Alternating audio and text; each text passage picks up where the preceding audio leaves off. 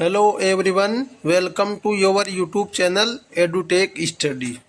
तो गाइज, जो हमारी बीटीएससी बिहार तकनीकी सेवा आयोग की तरफ से जो वर्क इंस्पेक्टर की वैकेंसी निकाली गई थी, जिसमें आईटीआई की 3 ट्रेड, प्लम्बर, सिविल और जो सर्वेयर ट्रेड है, इन तीनों के लिए जो वैकेंसी निकाली गई थी, उसके रिगार्डिंग हमारी क्वेश्चंस की क्लास सीरीज चल रही है। ये जो क्लास सीरीज है आपकी टॉपिक वाइज हमने अभी चालू कर रखी है। इससे पहले हमने mix question 400 plus mix question सभी ट्रेडों को मिला के कर लिए थे। इन सभी जो क्लासेज की प्ले लिस्ट है मैंने यूट्यूब चैनल पे बना रखी है, तो आप सभी ने पहले की क्लास नहीं देखी है तो चैनल पे जाके प्ले लिस्ट से आप सारी क्लासेज देख लीजिएगा। सभी क्लास बहुत में जो कराएगी क्वेश्चन बहुत ही इंपॉर्टेंट क्वेश्चन है आपकी एग्जाम की दृष्टिकोण को देखते हुए। और जो सभी क्वेश्चन की पीडीएफ है मैं टेलीग्राम ग्रुप में शेयर करता हूँ, तो टेलीग्राम ग्रुप में आप नहीं जुड़े हो तो टेलीग्राम ग्रुप को ज्वाइन कर लीजिएगा। टेलीग्राम ग्रुप का लिंक आपको वीडियो के डिस्क्रिप्शन बॉक्स में प्राप्त हो जाएगा। इसके अलावा आप खुद से भी टेलीग्राम ग्रुप में जाके टेलीग्राम में सर्च कर सकते हो एडुटेक ITI BSTC, आप डाल के सर्च करोगे तो आप वहाँ से जाके खुद भी ज्वाइन हो सकते हो। तो आगे बढ़ते हुए हम इस क्लास को शुरू करते हैं। आगे के नेक्स्ट क्वेश्चन से हम शुरू करेंगे। ये जो ड्राफ्टमैन सिविल है उसके सेकंड चैप्टर से ये क्वेश्चन चल रही है। पीछे की क्लास में हमने 50 क्वेश्चन कर लिए थे, आज की क्लास में मोस्ट इंपोर्टेंट 50 क्वेश्चन और करेंगे और 100 क्वेश्चन के बाद इस टॉपिक को हम यहीं पे खत्म करेंगे। आगे की क्लास में नेक्स्ट प्लम्बर या सर्वे ट्रेड से हम नेक्स्ट टॉपिक से क्वेश्चन शुरू करेंगे। तो आज की क्लास का आपका जो पहला क्वेश्चन रहने वाला है वो रहने वाला है जो एग्रीगेट होता है उसमें इम्पैक्ट वैल्यू टेस्ट क्यों किया जाता है। तो एग्रीगेट में इम्पैक्ट वैल्यू टेस्ट किया जाता है तो 100 के रेसिस्टेंस को प्राप्त या जानने के लिए यह टेस्ट किया जाता है। बहुत ही अच्छा क्वेश्चन है, याद कर लीजिएगा इस क्वेश्चन को। इसके बारे में जो इम्पैक्ट तो टेस्ट एग्रीगेट की सडन लोड सहने की कैपेसिटी को दर्शाता है। अच्छा क्वेश्चन है, याद कर लीजिएगा। नेक्स्ट क्वेश्चन रहेगा थिम्बर होता है, थिम्बर में जो शेपवुड होता है वो शेपवुड क्या होता है। बहुत ही अच्छा क्वेश्चन है थिम्बर के बारे में। जो थिम्बर में शेपवुड होता है वो क्या होता है, तो आउटर लिविंग पोर्शन को ही शेपवुड कहा जाता है। तो ऑप्शन बी इसका आंसर रहने वाला है। अच्छा क्वेश्चन है, इंपॉर्टेंट क्वेश्चन है। जैसे इसके बारे में, जैसे शेपवुड 3 और आउटर लिविंग हिस्सा होता है जिसमें मॉइस्चर ज़्यादा और ड्यूरेबिलिटी कम होती है, इसलिए कंस्ट्रक्शन में इसे कम यूज किया जाता है। नेक्स्ट क्वेश्चन रहेगा आपका जो थिम्बर होता है, थिम्बर में हर्टवुड क्यों प्रीफरेबल होता है। बहुत ही अच्छा क्वेश्चन है, थिम्बर में हर्टवुड क्यों प्रीफरेबल होता है। तो आपका आंसर ऑप्शन सी रहेगा, स्ट्रॉन्ग और ड्यूरेबल होने की वजह से ये प्रीफरेबल यानी कि इसको महत्व दिया जाता है। इसके बारे में, जैसे हर्टवुड इनर डेड पोर्शन होता है जो ज़्यादा स्ट्रॉन्ग, ड्यूरेबल और इंसेक्ट रेसिस्टेंस होता है। नेक्स्ट क्वेश्चन रहेगा आपको जो थिम्बर होता है, थिम्बर में टर्माइट अटैक का मुख्य कारण क्या है। जो थिम्बर के अंदर टर्माइट अटैक होता है उसका मुख्य कारण क्या रहता है, तो इम्प्रॉपर सीजनिंग के कारण इसमें टर्माइट अटैक होता है। बहुत ही अच्छा क्वेश्चन है थिम्बर के बारे में। थिम्बर में टर्माइट अटैक होने का कारण क्या है, तो इम्प्रॉपर सीजनिंग के कारण टर्माइट अटैक होता है। प्रॉपर सीजनिंग न होने पर थिम्बर में मॉइस्चर रहता है जिसे टर्माइट और बंकी अटैक करते हैं। नेक्स्ट क्वेश्चन रहेगा आपको जो थिम्बर होता है, थिम्बर में प्रिसर्वेशन का उद्देश्य क्या है। जो थिम्बर में प्रिसर्वेशन का उद्देश्य क्या रहता है, तो जो डिके एंड इंसेक्ट अटैक से बचाव इसका मुख्य उद्देश्य रहता है। डिके और इंसेक्ट अटैक से बचाव इसका मुख्य उद्देश्य रहता है। तो इसके बारे में, जैसे प्रिसर्वेशन थिम्बर की लाइफ बढ़ने के लिए किया जाता है ताकि फंगस, टर्माइट और मॉइस्चर डैमेज ना हो।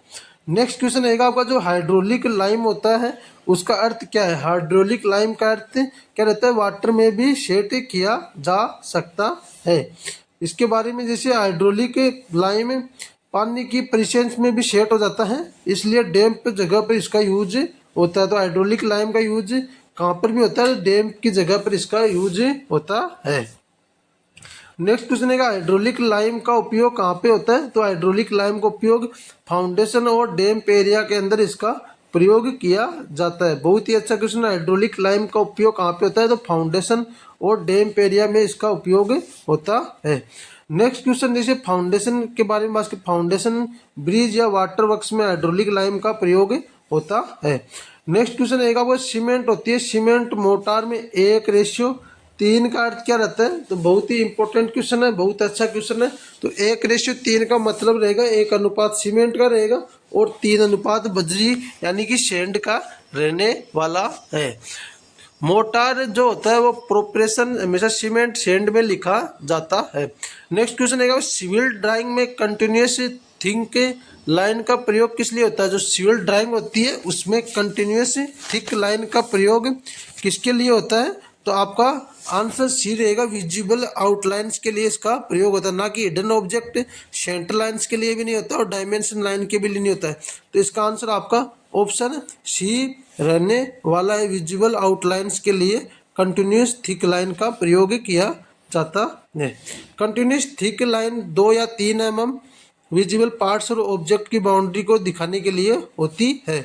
याद रखें जो विजिबल आउटलाइन होती है बराबर थिकनेस कंटिन्यूस लाइन होती है। तो ये क्वेश्चन भी आपके लिए इंपॉर्टेंट हो सकता है। तो विजिबल आउटलाइन बराबर थिक कंटिन्यूस लाइन होता है। नेक्स्ट क्वेश्चन रहेगा आपका जो एक्सेस वाटर कंक्रीट पर क्या इफेक्ट डालता है? जो एक्सेस होता है वो वाटर कंक्रीट पे क्या इफेक्ट डालता है? स्ट्रेंथ को इंक्रीज करता है, ना कि फास्टिंग सेटिंग नहीं, ड्यूरेबिलिटी इंक्रीज नहीं, तो स्ट्रेंथ को डिक्रीज करता है। जो एक्सेस वाटर कंक्रीट पे क्या इफेक्ट डालता है? तो इसका जो आंसर रहेगा स्ट्रेंथ को डिक्रीज करता है। तो ऑप्शन बी इसका आंसर रहने वाला है। जिससे इसके बारे में जो एक्स्ट्रा वाटर होता है वो पोर्स बना देता है, जिससे कंक्रीट की कंप्रेसिव स्ट्रेंथ कम हो जाती है। नेक्स्ट क्वेश्चन है सीमेंट का सही स्टोरेज कैसे किया जाता है? सीमेंट होती है उसका सही स्टोरेज कैसे किया जाता है? तो ड्राई प्लेस में स्टेक पैक्स में पैक करके इसका अच्छे से स्टोर किया जाता है। ड्राई प्लेस मतलब सूखी जगह पर जो स्टेक्ड बैग होते हैं उसमें पैक करके इसका स्टोरेज किया जाता है। मॉइस्चर से सीमेंट खराब हो सकती है, जैसे मॉइस्चर की वजह से सीमेंट खराब हो जाती है, इसलिए ड्राई और कवर्ड प्लेस में इस सीमेंट को रखा जाता है। नेक्स्ट क्वेश्चन आएगा आपका जो हिडन डिटेल को दिखाने के लिए किस प्रकार की लाइन प्रयोग होती है? Continuous line, dash line, centre lines या आपकी पेंथन लाइन? तो इसका आंसर आपका ऑप्शन बी रहेगा। जो डैश लाइन होती है मीडियम, वो हिडन डिटेल को दिखाने के लिए प्रयोग की जाती है। तो हिडन डिटेल को दिखाने के लिए किस प्रकार की लाइन प्रयोग होती है? तो डैश लाइन, मीडियम लाइन प्रयोग की जाती है। हिडन एज, होल्स या रेस केस को डैशेड लाइन से दिखाते हैं। एग्जाम टिप के लिए हिडन लाइन बराबर होता है डैश लाइन और सेंटर लाइन बराबर होता है लॉन्ग शॉर्ट लॉन्ग।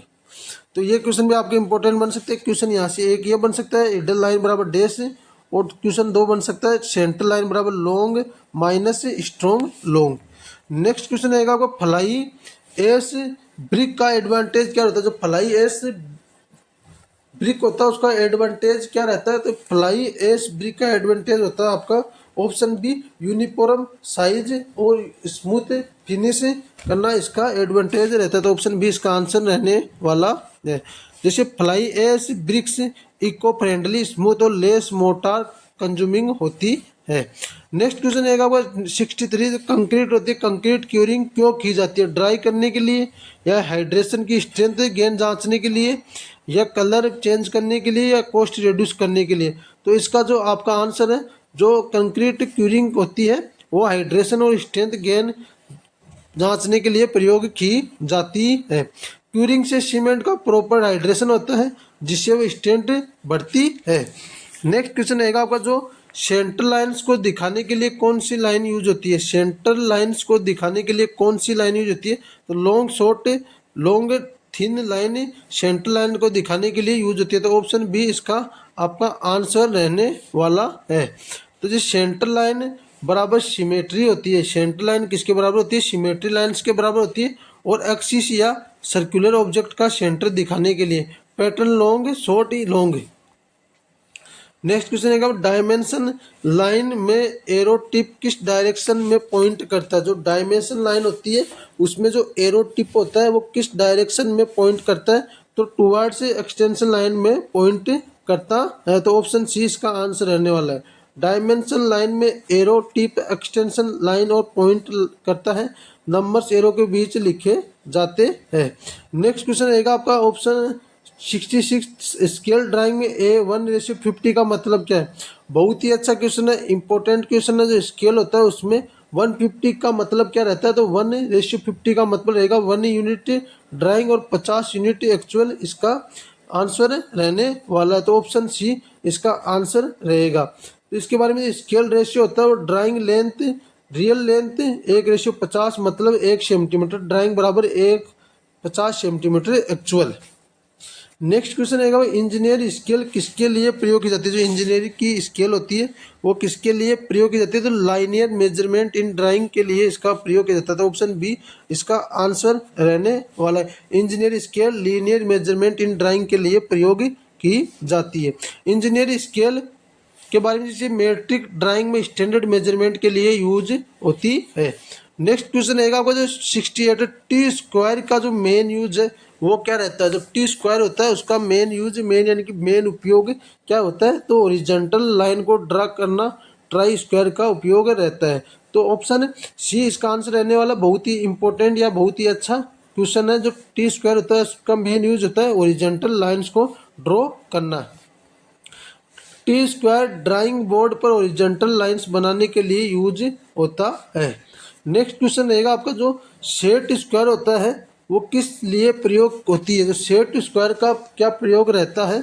तो सेट स्क्वायर का प्रयोग रहता है आपका वर्टिकल और इंक्लाइंड लाइन को ड्रॉ करने के लिए सेट स्क्वायर का प्रयोग रहता है। तो ऑप्शन बी इसका आंसर रहने वाला है। सेट स्क्वायर जैसे 30 डिग्री है, 60 डिग्री है, 90 डिग्री है या 45 या 45 90 डिग्री एंगल्स के लिए बनाने में यूज होती है। नेक्स्ट क्वेश्चन रहेगा आपका जो स्टोन होता है स्टोन की क्रशिंग स्ट्रेंथ टेस्ट क्यों किया जाता है? तो स्टोन का जो क्रशिंग स्ट्रेंथ टेस्ट है वो क्यों किया जाता है? तो इसकी लोड बेयरिंग कैपेसिटी जानने के लिए क्रशिंग स्ट्रेंथ टेस्ट किया जाता है। तो ऑप्शन सी इसका आंसर रहने वाला है। इसके बारे में जैसे क्रशिंग स्ट्रेंथ स्टोन की कंप्रेसिव स्ट्रेंथ बताता है जो फाउंडेशन और लोड बेयरिंग वर्क में जरूरी होता है। नेक्स्ट क्वेश्चन रहेगा आपका जो 71 एग्रीक्रेट का फ्लिकीनेस इंडेक्स क्या बताता है? जो एग्रीक्रेट होता है उसका फ्लिकीनेस इंडेक्स क्या बताता है? तो इसका ऑप्शन आपका बी आंसर रहेगा पतले कण को ये बताता है। तो ऑप्शन बी इसका आंसर रहने वाला है। एग्रीक्रेट का जो फ्लिकनेस इंडेक्स होता है क्या बताता है? शेप यानी पतले कण को बताता है। जैसे फ्लेकी एग्रीगेट कंक्रीट की स्ट्रेंथ कम कर देता है। आईएस कोड के अनुसार फ्लेकीनेस लिमिट कंट्रोल में होना चाहिए। नेक्स्ट क्वेश्चन रहेगा आपका राउंडेड एग्रीगेट का मुख्य लाभ क्या रहता है? तो गुड वर्केबिलिटी इसका मुख्य लाभ रहता है। तो ऑप्शन बी इसका आंसर रहेगा। जो राउंडेड एग्रीगेट होता है उसका मुख्य लाभ रहता है गुड वर्केबिलिटी, इसका मुख्य लाभ रहता है।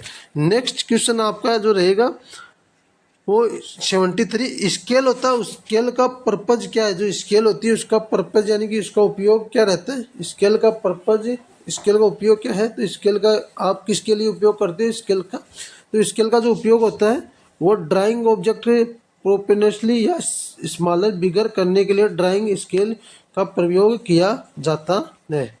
स्केल ड्राइंग में एक्चुअल ऑब्जेक्ट को प्रोपोर्शनली स्मॉल या बिग दिखाया जाता है। प्लेन सेक्शन एलिवेशन में मैंडेटरी होता है। नेक्स्ट क्वेश्चन है जो एयर की सीजनिंग की मुख्य कमी क्या है? जो एयर सीजनिंग की मुख्य कमी क्या रहती है? तो टाइम इसमें ज़्यादा लगता है। तो एयर सीजनिंग की मुख्य कमी रहती है इसमें टाइम ज़्यादा लगता है। तो ऑप्शन बी इसका आंसर रहने वाला है। एयर सीजनिंग नेचुरल प्रोसेस है लेकिन इसमें मंथ्स या ईयर्स लग जाते हैं, इसलिए फास्ट कंस्ट्रक्शन में आर्टिफिशियल सीजनिंग प्रिपेयर की जाती है। नेक्स्ट क्वेश्चन है थिम्बर होता है। थिम्बर में नोट क्या होता है? तो थिम्बर में नोट रहता है ब्रांच का बेस हिस्सा। बहुत ही अच्छा क्वेश्चन है, इंपॉर्टेंट क्वेश्चन है, नोट कर लीजिए, याद कर लीजिए। थिम्बर में नोट का मतलब होता है ब्रांच का बेस हिस्सा। जिसे नोट ब्रांच के कारण बनता है और थिम्बर की स्ट्रेंथ व अपीयरेंस दोनों को प्रभावित करता है। नेक्स्ट क्वेश्चन रहेगा वो जो कंटिन्यूअस थिन लाइन होती है का प्रयोग किस लिए किया जाता है? तो कंटिन्यूअस थिन लाइन का प्रयोग डायमेंशन, प्रोजेक्शन और हैचिंग लाइंस को दिखाने के लिए इसका प्रयोग किया जाता है। ऑप्शन सी इसका आंसर रहने वाला। बहुत ही इंपॉर्टेंट क्वेश्चन है। कंटिन्यूस थिन लाइन का प्रयोग डायमेंशन, प्रोजेक्शन और एचिंग लाइंस दिखाने के लिए इसका प्रयोग किया जाता है। कंटिन्यूस थिन लाइन 0.5 से लेके 1 mm, dimension line, projection lines, leader lines और सेक्शन एचिंग में यूज होती है। सेंट्रल लाइन और हिडन लाइन में मुख्य अंतर क्या है? सेंट्रल लाइन होती है और हिडन लाइन होती है, इसमें मुख्य अंतर क्या रहता है? तो सेंट्रल लाइन बराबर सिमेट्रिक एक्सिस होता है और हिडन लाइन बराबर इनविजिबल एजेज होती है। तो सेंट्रल लाइन बराबर होती है सिमेट्री एक्सिस और जो हिडन लाइन बराबर होती है इनविजिबल एजेज होता है। Central line long short long होती है। सिमेट्री एक्सिस दिखाने के लिए हिडन लाइन डैश होती है और इनविजिबल एज दिखाती है। नेक्स्ट क्वेश्चन है जो प्लेन एलिवेशन सेक्शन में मुख्य अंतर क्या रहता है? जो प्लेन एलिवेशन और जो सेक्शन होता है उन तीनों में मुख्य अंतर क्या रहता है? तो मटेरियल का अंतर रहता है या plan top view, elevation side view और सेक्शन कट व्यू, या इसके अलावा जो ऑप्शन सी है कलर या थिकनेस। तो इसका आंसर आपका ऑप्शन बी रहेगा। जो प्लेन होता है वो प्लेन आपका टॉप व्यू दिखाता है और जो एलिवेशन होता है वो साइड फ्रंट को दिखाता है और जो सेक्शन होता है वो कट व्यू को दिखाता है। तीनों चीज़ों को याद कर लीजिएगा एक बार और देख लीजिए। प्लेन होता है वो टॉप व्यू को दिखाता है और जो सेक्शन होता है वो कट व्यू को दिखाता है और जो एलिवेशन होता है वो साइड एंड फ्रंट व्यू को दिखाता है। तो प्लेन ये मैंने आपको बता दिया। नेक्स्ट क्वेश्चन रहेगा 79 ड्राइंग में पेंथन लाइन कब प्रयोग होती है? तो ऑप्शन सी इसका आंसर अल्टरनेट पोजीशन और मूवेबल पार्ट्स के लिए ड्राइंग में पेंथन लाइन का प्रयोग किया जाता है। इसके अलावा जो क्रॉस एचिंग होती है किसके लिए यूज होती है? डायमेंशनिंग के लिए, सेंट्रल लाइन्स के लिए, या इसके अलावा सेक्शन सरफेस के लिए, हिडन एजेस के लिए। तो इसका आंसर आपका ऑप्शन सी रहेगा। जो क्रॉस हैचिंग होती है वो किसके लिए यूज होती है? तो सेक्शन सरफेस के लिए इसका प्रयोग किया जाता है। ग्लास का मुख्य उपयोग बिल्डिंग में क्यों होता है? तो ग्लास का यानी कांच का मुख्य उपयोग बिल्डिंग में क्यों होता है? तो लाइट ट्रांसमिशन के लिए कांच का जो ग्लास होता है उसका प्रयोग बिल्डिंग के अंदर किया जाता है। तो ग्लास होता है, ग्लास डे लाइट को अंदर आने देता है जिससे एनर्जी सेविंग और जो एस्थेटिक दोनों इम्प्रूव होने लगते हैं। इसके अलावा आपका नेक्स्ट क्वेश्चन रहेगा आगे का जो क्वेश्चन नंबर 82 है। सेफ्टी ग्लास का उपयोग कहाँ किया जाता है? तो सेफ्टी ग्लास का उपयोग आपका डोर्स और विंडोज के अंदर सेफ्टी ग्लास का प्रयोग किया जाता है, डोर और विंडोज के अंदर। तो जैसे सेफ्टी ग्लास आपकी टूटने पर सारा फीस नहीं बनता, इसलिए पब्लिक बिल्डिंग में ज़रूरी होता है। नेक्स्ट क्वेश्चन रहेगा आपको जो पेंट में प्राइमर होता है उसका उपयोग क्यों किया जाता है? तो पेंट करते टाइम पे आप इसके अंदर प्राइमर मिलाते हो, उसका उपयोग तो सरफेस बाउंडिंग को इम्प्रूव करने के लिए पेंट में प्राइमर का उपयोग किया जाता है। जिस प्राइमर सरफेस की पेंट के बीच एडहेशन बढ़ाता है और पेंट की लाइफ को बढ़ाता है। नेक्स्ट क्वेश्चन है डिस्टेंबर का मुख्य दोष क्या है? जो डिस्टेंबर होता है उसका मुख्य दोष क्या रहता है? एक्सपेंसिव होता है या वॉशेबिलिटी कम होती है, या इसके अलावा टॉक्सिक होता है, या स्मोट स्ट्रॉन्ग स्मेल होता है। तो इसका आंसर आपका जो ऑप्शन बी है डिस्टेंबर का मुख्य दोष रहेगा जो वॉशेबिलिटी होती है वो उसकी बहुत ही कम होती है। तो ऑप्शन बी इसका आंसर रहने वाला है। डिस्टेंबर इकोनॉमिकल होता है लेकिन वॉशेबल नहीं होता है, इसलिए किचन बाथरूम में सूटेबल नहीं रहता है। नेक्स्ट क्वेश्चन आएगा जो बिटुमन होता है, बिटुमन का सॉफ्टनिंग पॉइंट क्या दर्शाता है? तो बिटुमन का सॉफ्टनिंग पॉइंट टेम्परेचर रेजिस्टेंस को दर्शाता है। तो ऑप्शन बी इसका आंसर रहेगा। बिटुमन का सॉफ्टनिंग पॉइंट टेम्परेचर रेजिस्टेंस को दर्शाता है। जो सॉफ्टनिंग पॉइंट बताता है वो बिटुमन किस टेम्परेचर पर सॉफ्टन होगा, जो रोड कंस्ट्रक्शन में बहुत इंपॉर्टेंट रहता है। नेक्स्ट क्वेश्चन है बिटुमन पेनेट्रेशन टेस्ट किस प्रॉपर्टी को दर्शाता है? तो स्ट्रेंथ को, या हार्डनेस, कंसिस्टेंसी, या कलर, या एडहेशन। तो ऑप्शन आपका बी इसका आंसर रहेगा। जो बिटुमन होता है वो हार्डनेस या कंसिस्टेंसी टेस्ट प्रॉपर्टी को दर्शाता है। नेक्स्ट क्वेश्चन रहेगा आपका एस्बेस्टस सीमेंट शीट का मुख्य गुण क्या रहता है? तो ये सीमेंट शीट फायर रेजिस्टेंस होती है। तो ऑप्शन बी इसका आंसर रहेगा। अच्छा क्वेश्चन है। एस्बेस्टोस सीमेंट शीट का मुख्य गुण क्या है? तो फायर रेसिस्टेंस होती है ये। नेक्स्ट क्वेश्चन है तो प्लास्टिक का डिसएडवांटेज बिल्डिंग में क्या रहता है? तो फायर रेजिस्टेंस इसका कम रहता है। ये प्लास्टिक का डिसएडवांटेज रहता है। टेक्निकल ड्राइंग में एक्सटेंशन लाइन कहाँ से शुरू होती है? तो टेक्निकल ड्राइंग में जो एक्सटेंशन लाइन होती है वो ऑब्जेक्ट होता है उसकी बाउंड्री में स्लाइटली आउटसाइड में एक्सटेंशन लाइन शुरू होती है। नेक्स्ट क्वेश्चन है 90। जो स्केल होता है स्केल फैक्टर का कैलकुलेशन फॉर्मूला क्या है? तो ड्राइंग लेंथ भाग एक्चुअल लेंथ। ये बहुत ही अच्छा क्वेश्चन है, इंपॉर्टेंट क्वेश्चन है। जो आपका स्केल फैक्टर का कैलकुलेशन करने का फॉर्मूला था ड्राइंग लेंथ ओब्लिक या डिवाइड बाय एक्चुअल लेंथ। तो स्केल फैक्टर ज्ञात करने के लिए ड्राइंग डिवाइड एक्चुअल बराबर एग्जाम्पल 1:100, स्केल फैक्टर बराबर 1:0.011। सेक्शन लाइन की थिकनेस कितनी होती है? बहुत ही इंपॉर्टेंट और बहुत ही अच्छा क्वेश्चन है, बहुत ही इंपॉर्टेंट क्वेश्चन है। सेक्शन लाइन की थिकनेस कितनी होती है? 0.5 से 1 mm इसकी थिन की थिकनेस होती है।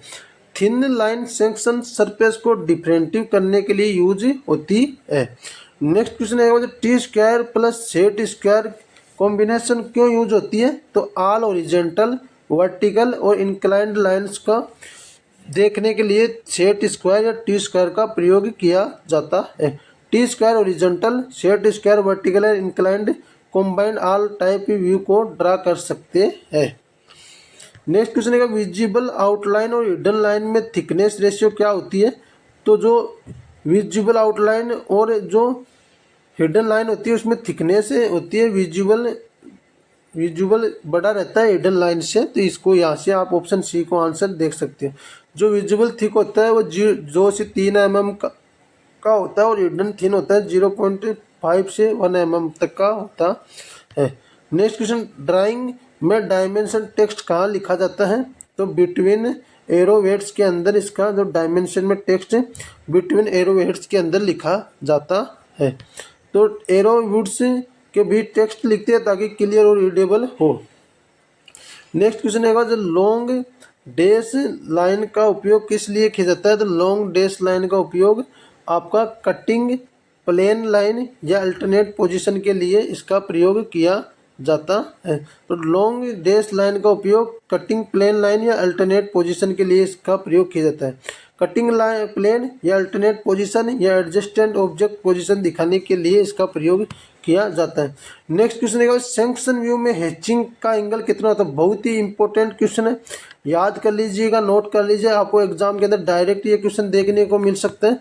तो जो सेक्शन व्यू में हैचिंग का एंगल होता है वो 45 डिग्री इसका एंगल होता है। तो ऑप्शन सी इसका आंसर रहने वाला है। जो स्टैंडर्ड हैचिंग होती है एंगल 45 डिग्री की होती है, मटेरियल टाइप अलग पैटर्न में होता है। लीडर लाइन किसके लिए होती है? बहुत ही अच्छा क्वेश्चन है। 97 लीडर लाइन होती है वो आपकी नोट्स सिंबल और पॉइंट करना, नोट सिंबल पॉइंट करने के लिए लीडर जो लाइन होती है उसका प्रयोग किया जाता है। तो ऑप्शन सी बराबर जो पॉइंट करता है वो कौन सी लाइन करती है? लीडर लाइन के द्वारा इसका जो सिंबल या नोट्स को पॉइंट करना रहता है। तो जैसे कि लीडर लाइन थिन एरो या पॉइंटिंग सिंबल को नोट से जुड़ता है। नेक्स्ट क्वेश्चन है फुल साइड ड्राइंग कब बनती है? तो स्मॉल ऑब्जेक्ट या लाइक डिटेल जॉइंट्स के बाद ये फुल साइड ड्राइंग बन जाती है। Small components journey fittings full side drawing बनाते हैं। पेंथन लाइन का पैटर्न क्या रहता है? तो पेंथन लाइन का जो पैटर्न होता है वो आपका long dash two short dash repeat ये इसका पैटर्न रहता है। तो पेंथन ये पेंटोम पेंटोम लाइन का जो पैटर्न होता है long dash two short dash repeat इसका पैटर्न रहता है। मूवेबल पार्ट से अल्टरनेट पोजीशन के लिए पेंथन लाइन का प्रयोग किया जाता है। नेक्स्ट क्वेश्चन है 100 प्रोजेक्शन लाइन और एक्सटेंशन लाइन में डिफरेंस क्या रहता है?